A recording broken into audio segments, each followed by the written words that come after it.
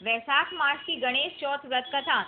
पार्वती जी ने अपने पुत्र गणेश जी से पूछा कि हे वत्स, वैशाख महीने की चौथ को किन गणेश का व्रत और पूजन करना चाहिए। गणेश जी ने कहा कि हे जननी, वैशाख मास की चतुर्थी को वक्रतुंड गणेश का व्रत और पूजन करना चाहिए और कमल गट्टे से बनी भोजन सामग्री उन्हें अर्पित करनी चाहिए। इस तिथि के व्रत की एक कथा मैं सुनाता हूँ। पूर्व काल में राजा रंतिदेव के राज्य में धर्मकेतु नामक एक ब्राह्मण रहता था। उसके सुशीला और चंचला नामक दो स्त्रियां थी। धार्मिक विचारों वाली सुशीला सदा व्रत और उपवास किया करती थी, किंतु चंचला कोई भी व्रत उपवास नहीं करती थी, सदा श्रृंगार कर सुंदर बनी रहती थी। उसके एक पुत्र हुआ और सुशीला के सुंदर कन्या हुई। चंचला ने पुत्र की खुशी में प्रसन्न हो सुशीला से कहा, तू सदा व्रत उपवास करती रहती है, फिर भी तेरे कन्या उत्पन्न हुई और मैं कभी भी व्रत उपवास नहीं करती, फिर भी मेरे सुंदर पुत्र उत्पन्न हुआ है। अपनी सौत के मुख से यह बात सुनकर सुशीला बहुत दुखी हुई और बड़ी श्रद्धा और भक्ति से गणेश जी को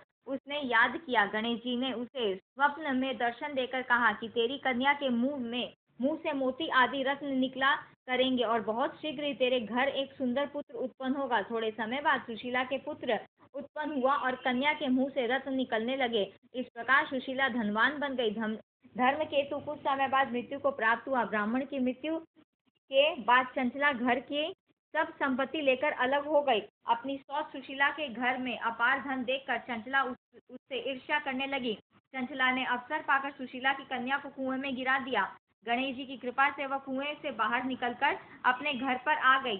कन्या को घर पर आई हुई देखकर चंचला को बड़ा कौतूहल हुआ। गणेश जी की कृपा से यह फल जानकर वह सुशीला के चरणों में गिर पड़ी और अपने किए पापों के लिए क्षमा मांगते हुए उससे बोली कि हे बहन, मुझे क्षमा करो, मैंने बहुत पाप किए हैं। तुम दयालु हो, दोनों कुलों का उद्धार करने वाली हो, तुम पर गणेश जी की पूर्ण कृपा है, अतः तुम्हें कोई कष्ट नहीं पहुंचा सकता। हे जननी, प्राचीन काल की कथा मैंने तुम्हें सुना दी है, तो यह व्रत बहुत पुण्य देने वाला है।